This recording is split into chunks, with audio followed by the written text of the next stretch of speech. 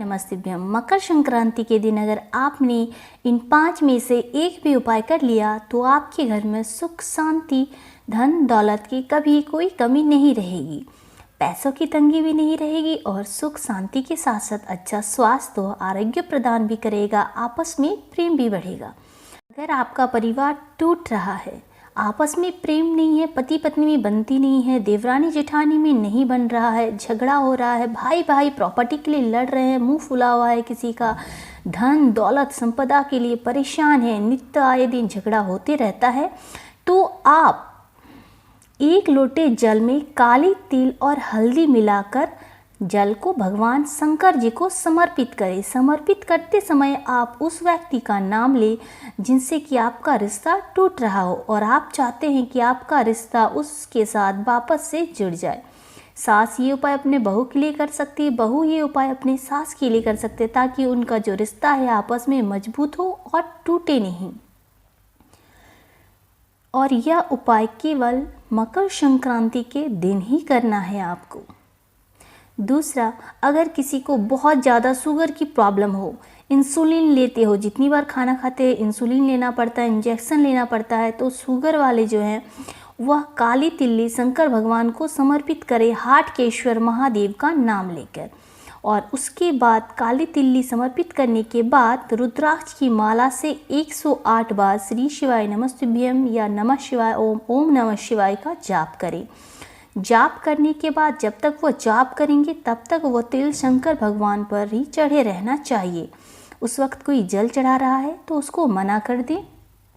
पहले आप ये पूरी उपाय करें, उसके बाद ही किसी दूसरे को जल चढ़ाने दें। तो जब आप तिल चढ़ा के 108 बार रुद्राक्ष की माला से जाप कर लेंगे, उसके बाद आप उस तिल को घर लेकर आएंगे उठाकर, और उस तिल को 3 दिन तक लगातार खाली पेट सुबह को थोड़ा थोड़ा खाना है। इससे शुगर ऊंचा नीचा नहीं रहेगा, कंट्रोल में आ जाएगा और इंसुलिन फिर लेने की कभी भी ज़रूरत नहीं पड़ेगी। यह केवल शुगर वाले के लिए है और यह उपाय केवल मकर संक्रांति के दिन ही करना है।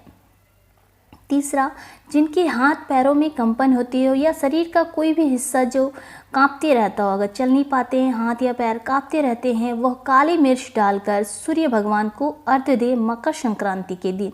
और जल देने के बाद जो जल भूमि पे गिरा हुआ रहेगा उस जल को शरीर के उन हिस्सों में लगाएं जहाँ पर कंपन होता है।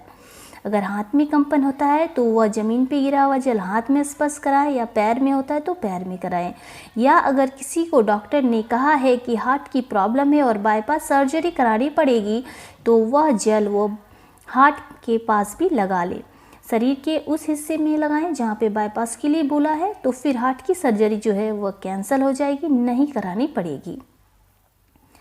तो ये आसान उपाय अवश्य करें। चौथा उपाय उनके लिए है जो बच्चा बड़े होके भी या बच्चा जो छोटा रहता है वह बिस्तर गंदा करता है, रोता है, चिड़चिड़ापन करता है। और या उन माताओं के लिए जिनके नवजात शिशु हैं और उनके दूध पिलाने के लिए उनके स्तनों में दूध नहीं है।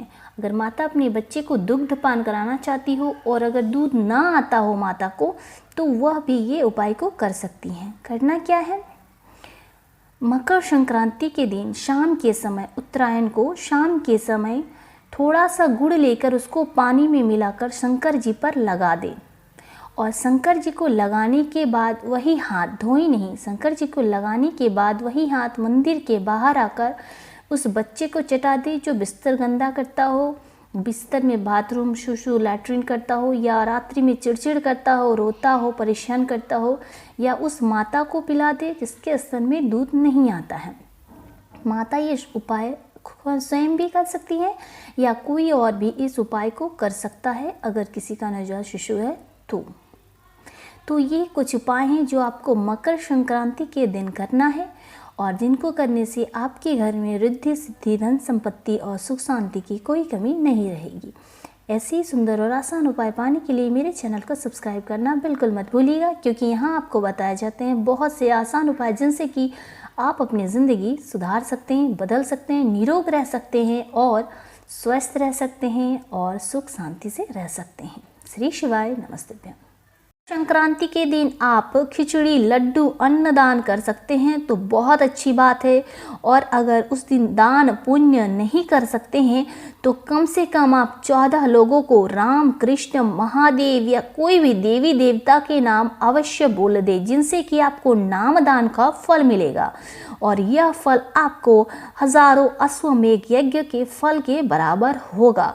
तो बिल्कुल न भूलें, अगर आप दान पुण्य कर सकते हैं तो बहुत बड़ा इसका लाभ मिलेगा आपको, और अगर नहीं कर सकते हैं तो आप भगवान का नाम दान ही अवश्य करें।